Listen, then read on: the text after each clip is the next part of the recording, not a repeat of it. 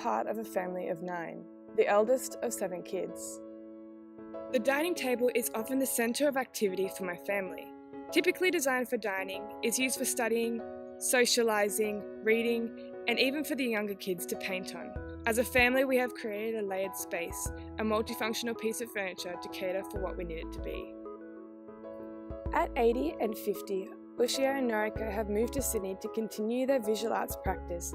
They'll be moving into this heritage building in a micro apartment and operate an Asian grocer within the same site. With an urban public seating on the sidewalk, we are required to design each of these elements. When beginning to explore concept ideas, I looked at the couple's old apartment for inspiration. I was particularly drawn to the cluttered mess, but I didn't know how this could inform my design. One week I read Soft Dimensions by Inara Nevasakya. The author states that architects usually determine how space is lived in. She grew up in a standard apartment with continuous overlapping of functionality with spaces such as the dining table. The spaces were moulded by human activities. I found this interesting, but at the time I didn't consider it for my design. We were asked to develop concept models. So I made simple plaster rectangles. I stacked these on top of each other and drew this. Never were the forms stacked the same. This was a very abstract task, but it wasn't until Eva urged me to explore this further that I did, and in relation to Soft Dimensions. It is because of the client's cluttered home that I realised that standardised forms are perfect. It is ideal to have multifunctional space that changes according to their needs. The forms could be flipped, turned and arranged in any way chosen, and could be used for everything internally. A bed, contemplation space, display benches, storage, and even urban seating. Each of the form's uses would be entirely up to the client. I selected the most versatile shapes, which would be most flexible. I wanted the forms to be the main feature and to be transferable, meaning every form would be suitable and moved into any space. I wanted a very light and open interior, to make the small space feel bigger, and to create a blank canvas for the inhabitants to almost create their own feel in the space. And so I assumed the interior and forms would be white. However, I was told to rethink this. These forms are the main part of the design, and so they should stand out. I found several precedents that really inspired the colour choice for these forms. I was drawn to these yellow designs.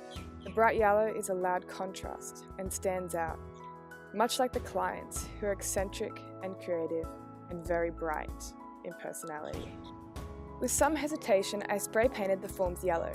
It made a massive difference, from a pretty bland design to something that was exciting. I knew the programs of each of the models, but it was important to see what the forms look like together. So I experimented with the 1 to 50 model and floor plan layouts in the apartment and the grocer. 3 forms fitted in the apartment, with 1 form fixed upright for the bathroom and kitchen, and 3 forms within the grocer and 1 urban seating.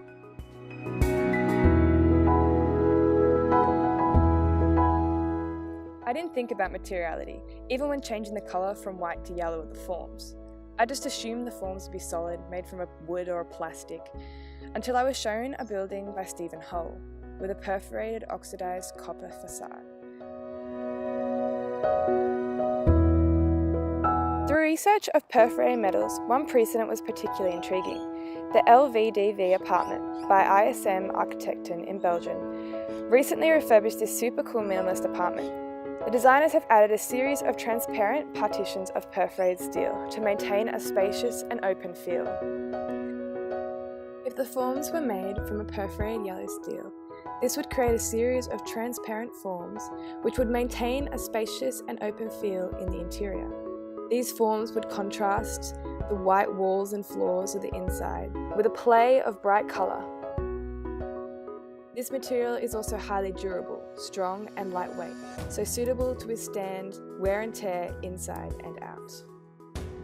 This has been the process so far. I'm liking these yellow forms and how they work in the space. I want to give them more detail. Some shelving and doors to act as storage, and more displays, and an element of shade on the urban seating.